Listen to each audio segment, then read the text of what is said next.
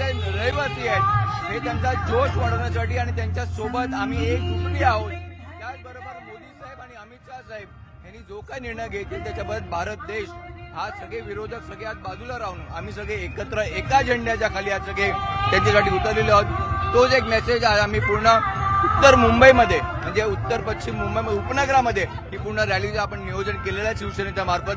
आपण बघता एवढा मोठा सहभागात आहे.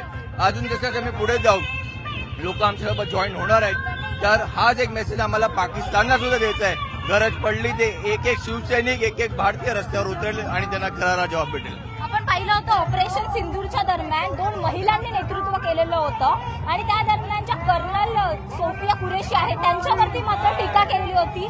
जे मंत्री आहेत मध्य प्रदेशचे विजय मला असं वाटतं की आज आम्ही सगळे भारतीय म्हणून आहोत.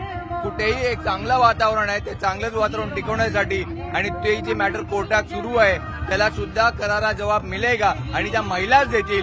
आज सिंदूरचा अपमान म्हणजे आमच्या सगळ्यांचा अपमान आहे, भारतीयांचा अपमान आहे.